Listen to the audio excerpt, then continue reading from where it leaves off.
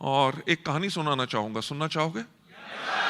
Thank you so much, आपने हाँ कह दिया, क्योंकि अगर आप ना भी कहते कहानी तो मैं तब भी सुनाता।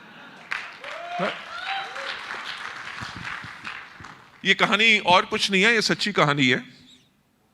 एक दिन जब मैं सुबह उठा तो रोज सुबह आपको पता ही है कि भारत में सबसे ज्यादा व्हाट्सएप की जो इस्तेमाल होता है वो सुबह मेरा ख्याल से 7 बजे से लेकर 9 बजे के बीच में होता है, क्योंकि हमारे यहाँ पे गुड मॉर्निंग मैसेजेस भेजने की लोगों को पता नहीं कैसी श्रद्धा है। भगवान को नमस्कार करेंगे कि नहीं, नमन करेंगे कि नहीं, लोगों को गुड मॉर्निंग का मैसेज जरूर भेजेंगे।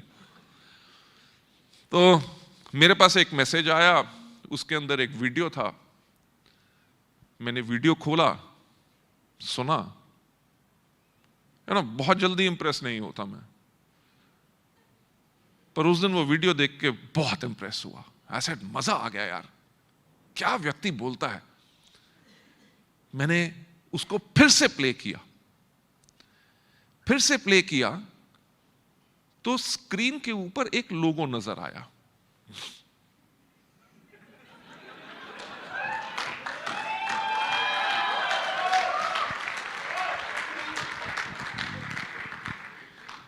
मैंने पॉज किया, मैं व्यक्ति को नहीं जानता था, नाम सुना हुआ था पर कभी उनकी पिक्चर नहीं देखी थी।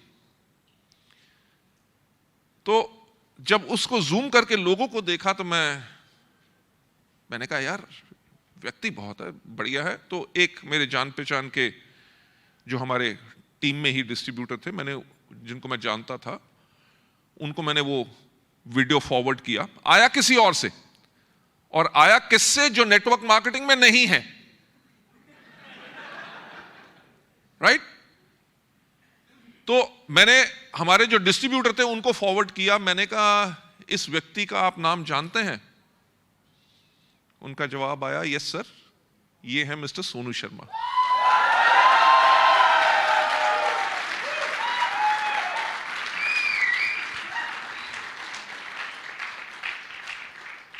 नाम सुना हुआ था कि he is a very successful man, amazing trainer, सब कुछ, पर शक्ल से को पहचानता नहीं था। तो मैंने कहा क्या उनका नंबर मिल सकेगा? उन्होंने मेरे को नंबर भेजा और मैंने सोनू जी का ही वीडियो सोनू जी को फॉरवर्ड कर दिया। मैं आपको बात जो कहने की कोशिश कर रहा हूं कि हमारी मुलाकात एक एक्सीडेंट थी, जिसके अंदर कभी ना तो मेरा यह मकसद था कि वो हमारी कंपनी में आए, क्योंकि मैं किसी व्यक्ति जो इतना सफल हो, जिसके पास इतनी बड़ी टीम हो, उसकी बेइज्जती कभी नहीं करना चाहता कि कुछ कहूं कि आप आइए हमारे, और वो अगर वो मना कर देंगे तो बेइज्जती मेरी खुद होगी, राइट? और मेरा कभी लाइफ में कभी यह मकसद नहीं रहा कि मैं किसी टीम को तोड़ूं या किसी को लेके आऊं, क्योंकि कोई अगर कहीं सेटल्ड है उसको डिस्टर्ब करना बहुत बुरी बात होती है, और हम कभी नहीं करते, right? But if somebody wants to change, तो हम खुली बाहों के साथ उनका स्वागत करके उनके लिए सब कुछ करते हैं, ताकि अगर उन्होंने जो विश्वास इस परिवार में दिखाया है, उस विश्वास के ऊपर हम पूरा उतर सके और जो भी हो सके ताकि हम उन सबको सफल बना सकें। तो सोनू जी को मैंने नाम नहीं लिखा, मैंने मैसेज के नीचे जब वीडियो फॉरवर्ड किया उसके साथ मैंने लिखा, मैंने कहा बहुत अच्छा लगा आपका वीडियो सुन के, you have got amazing voice, क्या आपका कंटेंट है, वंडरफुल। अब नाम तो लिखा नहीं, पर यह भूल गया कि मेरे जो व्हाट्सएप की आईडी में गौतम बाली तो लिखा ही हुआ है, तो वो चला गया, उधर से ही सोनू जी का मैसेज आ गया, sir thank you so much mister Gautam Bali sir. मैंने कहा थैंक यू सो मच। ये जनवरी की बात है, आज से 2 साल पहले। फिर 26 जनवरी को सोनू जी का मैसेज आया, रिपब्लिक डे की विशेस के लिए मैंने भी किया। इसी तरह होते होते होली आ गई, राइट? तो अब मुझे एक्चुअली याद नहीं, पर फिर बात हुई चलो एक बारी मुलाकात करते हैं। कोई एजेंडा नहीं था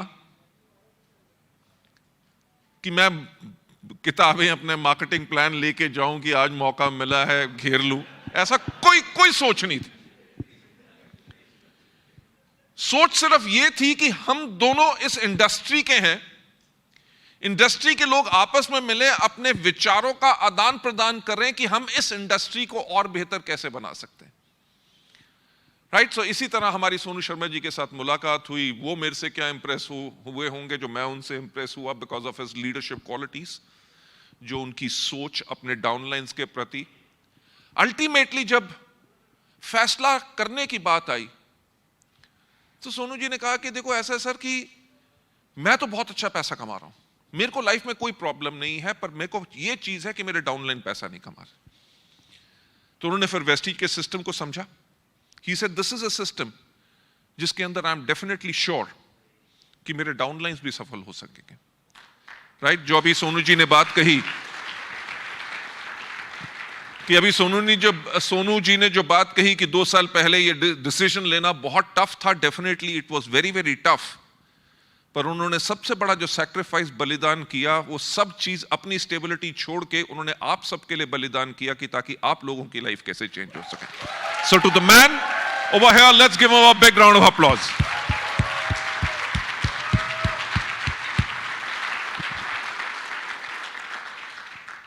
You know, ladies and gentlemen, being a leader is very very tough, और अपनी लीडरशिप को मेंटेन करना उससे भी ज्यादा टफ होता है। ये वो लेवल होता है जिसके ऊपर आप अपना गार्ड कभी लोअर नहीं कर सकते, आप अपने स्टैंडर्ड को लोअर नहीं कर सकते, आपको हमेशा आउट परफॉर्म करना होता है, क्योंकि लोग आपसे हमेशा एक्सेप्ट और आपसे और ज्यादा एक्सपेक्ट करते हैं कि आप और ज्यादा बेहतर कैसे करोगे। So hats off to the entire TSS team and Sonu Sharma ji for forming such a wonderful team and being over here. मुझे पूरा विश्वास है और पूरी वेस्टीज को पूरा विश्वास है कि all of you are going to be double universal crown directors very soon, क्योंकि आप सबके अंदर वो बेहतरीन टैलेंट है।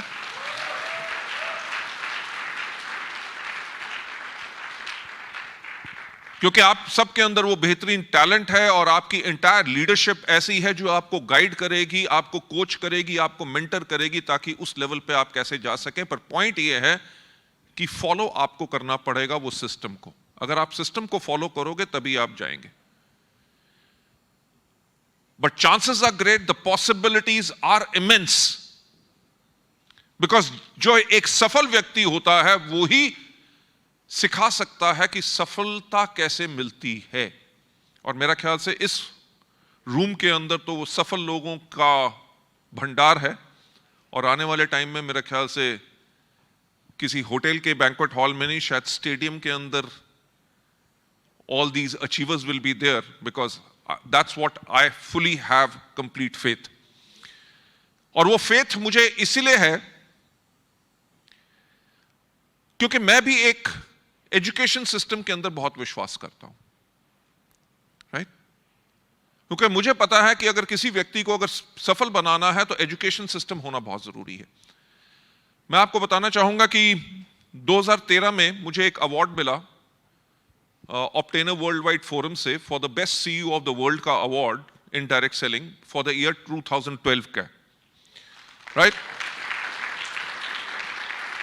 और उस टाइम पे वेस्टीज का हमारे लगभग 8 साल पूरे हुए थे, और 8 साल में हमारा क्यूमुलेटिव एवरेज ग्रोथ रेट 135% था, कि लगातार कंपनी लगभग 135% की ग्रोथ एवरेज हर साल कर रही थी। तो लोग ये कहते थे कि ये कैसे हो रहा है, वेस्टीज इतना कॉन्टिन्यूसली कैसे ग्रो कर रही है। भैया 1 साल हुआ तो प्रभु की कृपा थी, दूसरे साल चमत्कार हो गया, तीसरे साल कोई लीडर आ गया, चौथे साल पर 8 साल लगातार। That was the achievement of Vestige. जब मैं वहां पे स्टेज पे उस अवार्ड को लेने गया तो बहुत कंपनीज के ऑल अक्रॉस द वर्ल्ड के CEOs, प्रेसिडेंट सब बैठे थे। जब उन्होंने मुझे वो trophy the best CEO of the world की, तो उन्होंने कहा कि आप बताइए वेस्टीज के बारे में कि वेस्टीज ने क्या किया जिसके करके वेस्टीज इतनी सफलता पा सकी। तो जब मैं स्टेज पे गया तो मैंने कहा कि जी वेस्टीज इज इंडियन कंपनी, और इंडिया वो देश है जिसका पहले नाम हुआ करता था भारत। मैंने कहा इंडिया वो देश है जिसको गोल्डन स्पैरो यानी कि सोने की चिड़िया कहा जाता था। पूरी की पूरी दुनिया इंडिया के साथ व्यापार करने चाहती थी। वर्ल्ड की 30% इकोनॉमी जो है वो इंडिया कंट्रोल करता था। मैंने कहा क्रिस्टोफर कोलंबस भी इंडिया को ढूंढने निकला था और गलती से अमेरिका को ढूंढ लिया। राइट, हमारा देश मैंने कहा वो है जिसके अंदर आज के दिन पे भी 5000 साल पुराने हमारे वेद ग्रंथ पुराण वगैरह हैं, जितनी दुनिया की सिविलाइजेशन पुरानी नहीं है। मैंने कहा मैं जो वेद पुराण की बात कर रहा हूं कि हमारे यहां पे 5000 साल पहले एजुकेशन होती थी। मैंने कहा अगर आप उठा के देखो हमारे रामायण के अंदर लिखा हुआ अग्नि बाण वगैरह वो क्या थे, they were all missiles. Asad Mahabharat को देखा गया था टेलीविजन के ऊपर, रामायण के अंदर लिखा जाता उड़न खटोला यानी कि वी हैड एरोप्लेन्स। मैंने कहा India was such a developed country, पर हुआ क्या कि दुनिया से अफगान हो, मंगोल हो, अलेक्जेंडर हो, सब ने दोबारा इंडिया के ऊपर अटैक किया। 200 साल गुलामी की गई और हिंदुस्तान 1947 में आजाद हुआ। मैंने कहा इस एंटायर समय के अंदर एक ही चीज की गई कि इंडिया की सभ्यता और इनका एजुकेशन सिस्टम खत्म कर दो ताकि ये गुलाम बन के रहें। मैंने कहा इंडिया 1947 में आजाद हुआ, 3 हिस्से हुए, पाकिस्तान फिर बाद में बांग्लादेश। आई सेड और आज के दिन पे अभी 100 साल नहीं लगे, ऐसे 2030 के अंदर दुनिया कहती है कि वर्ल्ड की 3rd लार्जेस्ट इकोनॉमी कौन सा होगा? इंडिया। नहीं, अगर आज के दिन पे हम सोचें, आज के दिन पे अगर हम सोचें माइक्रोसॉफ्ट का हेड कौन? इंडियन। गूगल का हेड कौन? Indian. You talk about biggest multinationals, उनके हेड कौन? इंडियन। नासा में सबसे ज्यादा एम्प्लॉयज कौन? Indians. Microsoft, Google, Hewlett Packard, हर एक के अंदर दुनिया भर के अंदर सबसे ज्यादा जो छा रहे हैं वो कौन है? इंडियंस। राइट, पर ये कैसे हुआ? आज के दिन पे अगर आप पाकिस्तान या बांग्लादेश को देखो, they are failed economies as compared to India. समय उतना, पर क्या कारण था कि इंडिया ने इतनी ग्रोथ कही? तो मैंने उनको एक ही बात कही, वो इसलिए चीज पे ग्रोथ कही गई क्योंकि इंडिया के अंदर एजुकेशन सिस्टम बहुत स्ट्रांग है।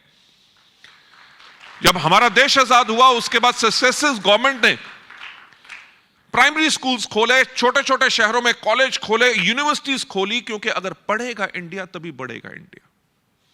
और वेस्टीज अगर आज हम इंडिया की लार्जेस्ट डायरेक्ट सेलिंग कंपनी बन सके हैं, वो इसलिए बन सके हैं क्योंकि हमने भी शुरुआत से ही एजुकेशन सिस्टम के ऊपर फोकस किया। जब इंटरनेट सर्विसेज नहीं होती थी तब हमने वीडियो अपने सीडीज बनवाई 18 लैंग्वेज में, Hindi, English, Punjabi, Gujarati, Marathi, Tamil, Malayalam, Kannada, Telugu, Oriya, Sami, Khasi, Garo, Mizo, Nagamese, Nepali, Urdu and Arabic.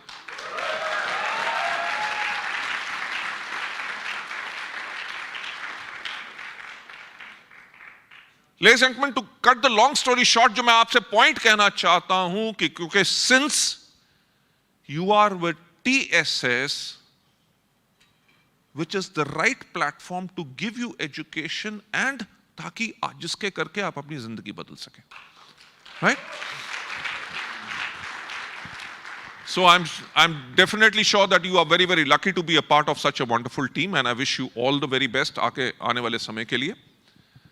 और मैं सोनू जी को और एंटायर टीम को थैंक्स कहना चाहूंगा क्योंकि आप लोगों ने वेस्टीज का चुनाव किया। This is our good luck, because आप ना भी होते तो कोई फर्क ना पड़ता, पर आप हैं तो फर्क बहुत पड़ रहा है, राइट? बिकॉज हम सबका गोल इज सेम, कि हम लोगों की जिंदगी कैसे बदल सके। मेरा बर्थडे मार्च में होता है। इस साल जब मैं मार्च में सुबह उठा तो मैंने अपने आप से पूछा कि मुझे क्या खुशी देता है, राइट?